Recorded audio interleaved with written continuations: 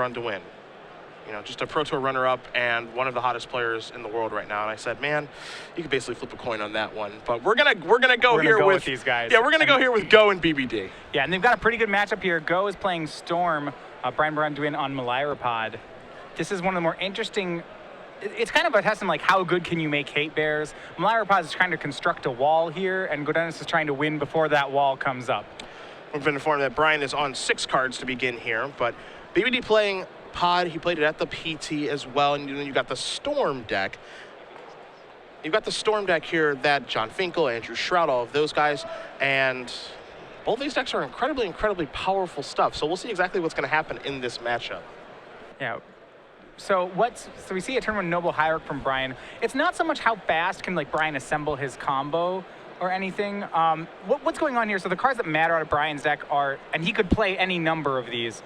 It would be Thalia would matter, Aethersworn Canonist would matter, Gaddock Teague would matter because it stops Past in Flames, and he gets these through Chord of Calling and Birthing Pod. The scariest thing for Go is to try to combo into 5 mana, because that could represent an immediate Chord into Canonist. Yep. And I know that Canonist is one of the cards. I was watching Brian test a little bit with Todd Anderson and some other people yesterday, just on some side tables, and he's like, I'm pretty sure I want to main deck Canonist this weekend because it is so powerful, and I think a lot of people are going to play Storm based off of all the articles that were written this week. John Finkel, you had Kai, you had Andrew Shrout. So a lot of people who love Storm and had great weekends with it wrote about how powerful the deck is. Now, combo play yourself. All right. This is a big math problem here. Storm. I was a huge proponent of Storm back in the Seething Song era. I haven't picked it up so much since, but you know, the more things change, the more they stay the same. Storm is still kind of the deck you'd expect it to be. Yeah. You're basically generating just towards one gigantic turn. That's the goal with a bunch of rituals. And even though we've lost Seething Song and some of the other ones, you know what we have will suffice in Pyretic and Desperate. As you do see, Thought Scour is going to turn over 2 cards in Gaudenis' graveyard. You also see he has a Pyromancer's Extension in his hand, excuse me. So I'm going to give you the Storm deck list, sure, just in case. So what Storm has become, as opposed to being like a big mana Seething Song deck, it's become a critical mass deck. The ways you win are really by finding a Past in Flames or a Pyromancer Ascension, and you're just trying to stay alive, fill up your graveyard in the meantime. And then eventually you have to figure out what turn you can combo off, and that's where the math problem shows up. Now, a lot of people are, this deck can't kill on turn 3. A lot of people are concerned, okay, is this a turn 3 deck? Because turn 3 is pretty unhealthy for this format. I think more often than not, this is a turn 4 deck, but it's not a deck. It's just Gaudenis is going to use a Scalding Tarn here. That's great against Disruption. No, so half of it's good against Disruption, half of it isn't. Its fast wins are the Pyromancer, like the Pyromancer Ascension wins are terrible against Disruption. The Past in Flames ones are pretty decent. You need a specific type of Disruption to get at them. But both of those can be disrupted. You know, enchantment removal or graveyard removal can actually shut down the deck. There is the Pyromancer's Ascension from Gaudenis. This is one of the ways that he gets to start working. If he can get 2 counters on that bad boy, things get out of hand very quickly. But BBD does have a lot of options to get that off the table. He has a card like Harmonic Sliver, other ways to kill enchantments, Kusali Pride Mage, also access to Abrupt Decay as well. But the thing that's most important is making sure that thing does not get 2 counters to start going crazy. Yeah. Now, we saw Andrew Shrout playing this deck earlier. Gaudenis is on the same build that Kai and Finkel were playing. So what that means is he's playing Thought Scours, he's playing Desperate Ravings. This is in place of cards like Faithless Looting, for example, is not in the deck, and he doesn't play Lightning Bolts either. So he has less interaction with creatures, and he's more consistent. He's a little more resilient to disruption in the form of spells, but as you see here, he can be aggroed out by creatures. And he's not just going to get aggroed by creatures, he's going to get aggroed out by a bunch of life, because this is a Chord of Calling for 1, and this is the 1-2-3 punch here from Malirapod. The deck isn't based around doing this, but it can do this, and this is one of the best draws Brian can have, certainly for game 1 in this matchup, because now he's got the infinite life combo. How about you explain how it works? All right, so interestingly enough, the Pod deck assembled the combo first. All right, so we have Viscera Seer. He's a innocuous 1/1 for 1. All you really care about from him is that he can sacrifice a creature at will. Malira means -1/-1 counters cannot be put on your own creatures. So when you sacrifice Kitchen Finks, normally he would persist, meaning he would come back with a -1/-1 counter, but he can't do that. So he just comes back without a counter, meaning he's free to die again, and he just keeps dying and coming back and gaining 2 life each time. And 2 times infinite is, you're the math teacher, what's 2 times infinite? Yeah, you know, it's actually still infinite. It's, it doesn't change the magnitude of the infinity for those of you who are math people. However, Storm can create a lot of combo, like a lot of damage, but probably not infinite. Yeah, oddly enough, not infinite. That's why you see Gaudenis concede the game immediately as Brian puts the combo together to gain infinite life. And even though Gaudenis could deal, somewhere upwards of 200 damage maybe on his best Storms, 200 is not infinite, and that's why we're looking at sideboards and going to game number 2. Now, my Storm man to my right here, Matthias, he needs to make sure that he doesn't have infinite life gained against him. What can he do to stop that? Lightning bolts. He's got 4 of them. They're the best card. They're the thing that he wants here. So the ways that Brian shuts him down, a fast combo is one of the ways. That is unusual for Pod to be able to do that. But granted, Bolt would have shut that down. Yep. The big thing he's worried about is that if Brian didn't have an Ethersworn Canonist in the main, he has one in the board. That's a pretty standard thing for Malira Pod. So that Quarter Calling, which got Viscerus here, Brian will sit back and he'll wait and he'll chord for 2 in the middle of Gaudenis' turn. And when the Canonist hits the board, it's already played a spell, so his turn's just done. What that means, and actually the Pyromancer Ascension build is more resilient against that sort of thing. What it means is that if Go's going to go for a Past in Flames win, he's got to be real careful, because at any point, he can flash back Past in Flames. In response, Brian gets a Canonist. Well, that's not as good. Yeah.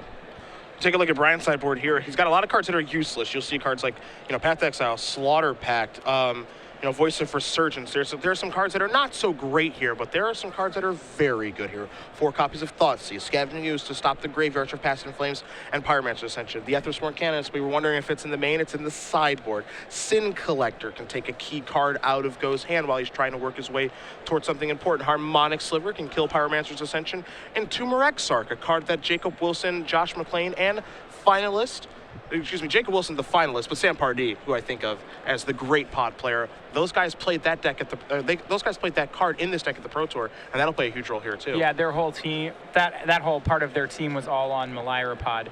Pod has they probably board in almost all of these in this matchup. There are a lot of cards that really are not particularly good in the matchup.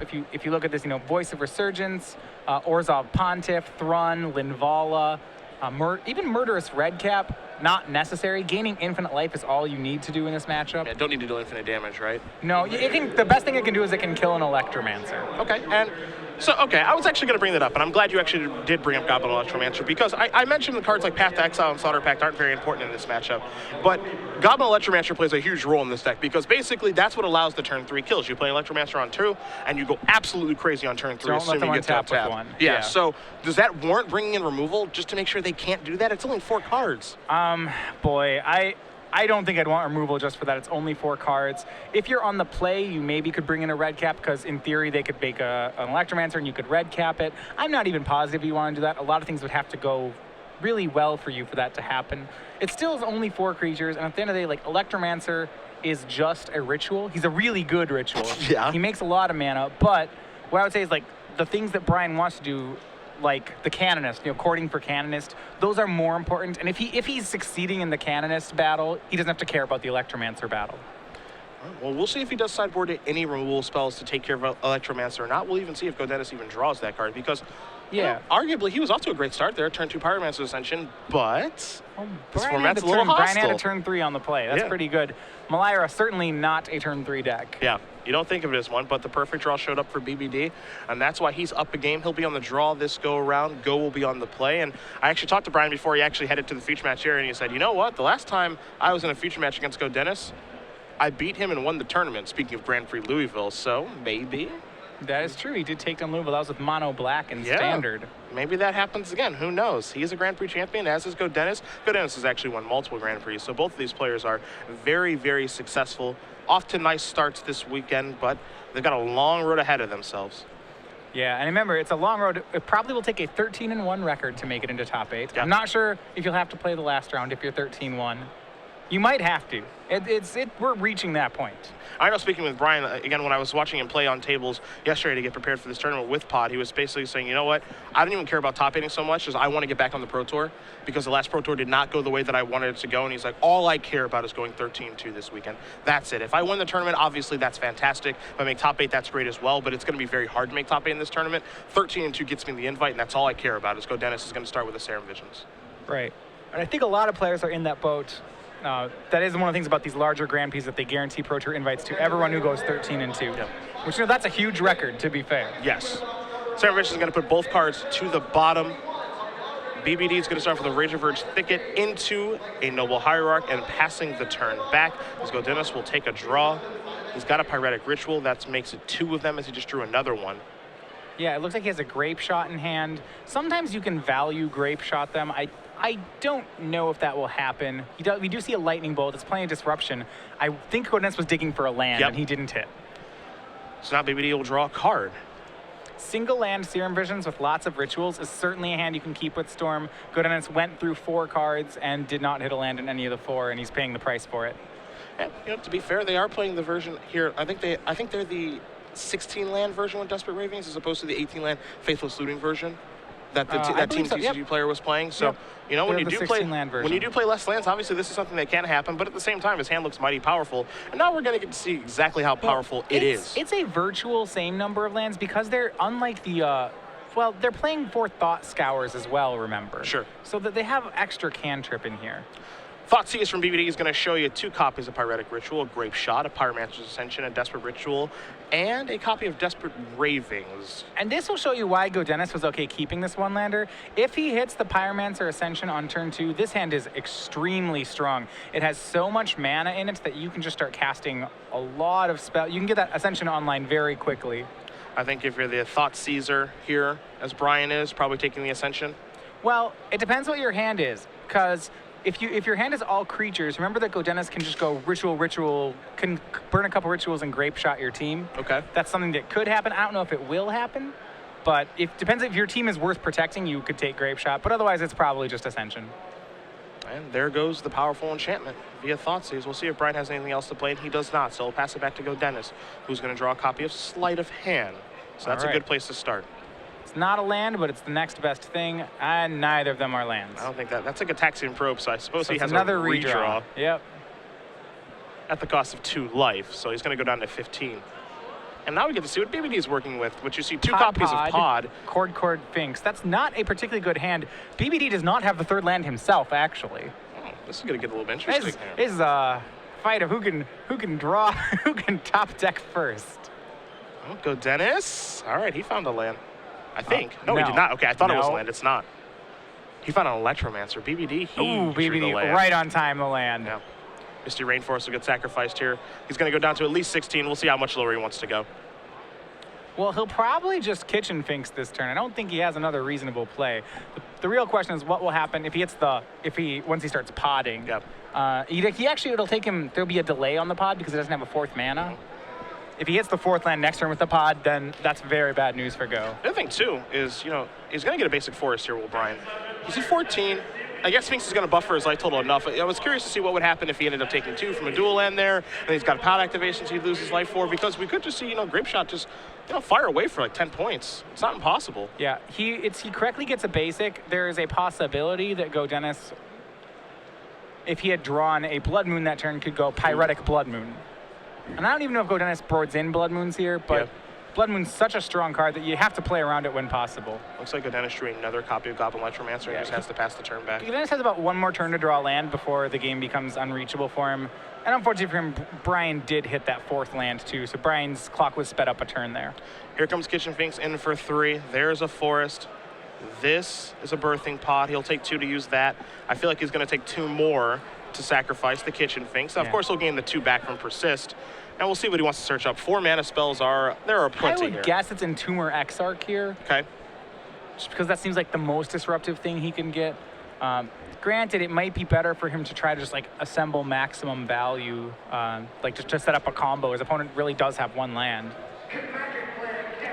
Looks like he may have stopped towards Ranger Heroes, but there is Entomber Exarch. And we'll bring that one up for you guys because that one's got a lot of text. Yeah, it's actually pretty decent. It can either get a card in hand or can raise dead a creature. Now, did you know this can take a land? I did not know this could take a land. It's just non-creature card. Yeah. You're absolutely right. Not non-creature, non-land, just non-creature. Yeah, I didn't find that out until I actually played a game against Brian yesterday. I just assumed it was a duress. Yeah, that's what I thought too. And he's like, yeah, I'll take your Ivug. And I'm like, what? You can't, man. You can do that. Do you have a way to shuffle that back in, or when he takes it, or you just... No, I just have to draw Emrakul. Is that good against Tron? Yeah, it's actually pretty good. Oh, yeah. Man. It was very frustrating. So there you do see the Exarch. Again, the team TCG player you saw those guys use that to great effect. Or face-to-face, excuse me, face-to-face, Yeah. I apologize. Of Pardee, Wilson, and McLean. Yeah, Brian actually worked with that team for the Pro Tour. Yeah. He was part of that crew as well, and I believe on their list for this event. I'm not sure if he played Malira at the Pro Tour itself. He did. Okay. He said he was very happy with it. Things just didn't go the way that he wanted them to, based off of not doing great in draft, actually. Well, this game's come pretty, what is it? Number of cards that Gaudenis has gone through. I believe he's going through his 9th card here. And He still hasn't found the land. He just turned over 2 more spells and then just drew a spell, so he cannot find. So he's gone the second 11 land. cards deep with no land, no second land. And all he can do is just pass the turn back. And now Brian just Yeah, do his thing. This is quickly getting out of reach. I think we're actually already at that point. You saw Brian draw a Voice of Resurgence for the turn. That can actually turn into a Sin Collector if he wants. Yeah, and it's interesting. So I want to say, some people say, oh, you're only now saying it's out of reach for the Storm player. He was stuck on 1 land for 4 turns. But I want to just caution that Storm's a deck that can win with 2 lands. Yeah. Of most decks in the format, it really doesn't need very many. Especially when he has Electromancers in his hand as well. And rituals, Yeah, he can deploy Electromancer, and then if Brian doesn't kill him, Gaudenis can kill him. Yes, absolutely. Now, even though, and I actually like this, because even though Brian's pretty far ahead in this game, he's got an active pod, he's got some creatures on the table, he's taking his time. He doesn't want to do anything too quickly. He wants to make sure, okay, I want to close all of the windows on this game. And that's exactly what you should do. You don't want to underestimate a Storm deck, even in a situation like this that seems like it would win itself. I would, you want to caution against being too hasty. So yeah, it looks like it's going to be Voice of Resurgence, and I imagine he'll pod this into a Sin Collector. Or there may be another drop I'm missing. Certainly there are a lot of lines in this deck. Yeah, he's got a bunch of 3s. I mean, Kitchen Finks among them. Eternal Witness as well. Eternal Witness can actually search for Thoughtseize. I think Thoughtseize and Sin Collector are basically the same thing at this point, but we'll see what option Brian wants to take, because he is paying 2 off of Birthing Pod to be able to search. So maybe this is Eternal Witness, get back Thoughtseize and Thoughtseize you. You pass by, of course, the Canonist boarded in. And you see him bring Sin Collector to the I forefront. think those are the 2 he's looking at, Sin Collector and Witness. Yep. It's going to be Sin Collector. We shall collect a card from Go's hand. And you guys at home will get to see what Go is working with here, as he has, again, not drawn any lands. What this disruption has done is lots of times Storm players, when their land screwed, can sculpt a hand that the moment they hit a land wins. Yeah. Brian's taking him off this. See a hand right now of 2 copies of Pyretic Ritual, 2 Goblin Electromancers, a Grape Shot, a Desperate Ritual, and a Lightning Bolt. Best card here to take, you think? It doesn't particularly matter. So the way you lose is when if he hits a land, like if he hits land followed by Past in Flames, you could theoretically lose here. Okay.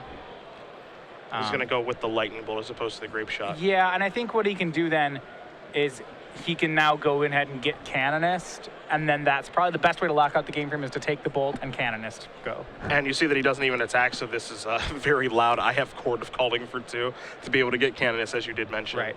That's a stronger lock than disrupting Go's combo, because Storm is a deck actually with a hand like that. It's very hard to disrupt it. You could take a Ritual, but that's pretty low impact. You could take the Grape Shot, but if he passed in Flames, he won't care. Mm-hmm. You could take the Electromancer, but that card's not even doing anything. Oh, and with Sin Collector, you can't even take the Electromancer. You see Brian is considering his options here very quickly, and I think he says, okay, if I get Canonist, it turns the Voice into a 5/5 token. That's 5, 6, 7, 8, 9, 10, 11. That's actually a lethal attack of 13. That's 13, and he knows Go's hand. Outside of the 1 draw step that Go had. It so could be in Lightning Bolt. Yeah, it has to be Lightning Bolt. Go now 13 cards deep into his deck for the game. So, to be fair, I believe most decks and most opening hands, if I told you, if I gave you any deck and said, hey, the top 13 cards of your deck are not lands, like, I think it's pretty hard to win no matter what your opening 7 is. I have to agree with you. Like, you'd have to, there are very few hands that can win under that condition. Dredge. Oh, Dredge doesn't I guess, sure. I guess Dredge is the only one I can think of right now, is Brian will draw a card. It's a Birds of Paradise. I would say Amulet wouldn't care, but that just can't happen. Your deck's half lands in the first place.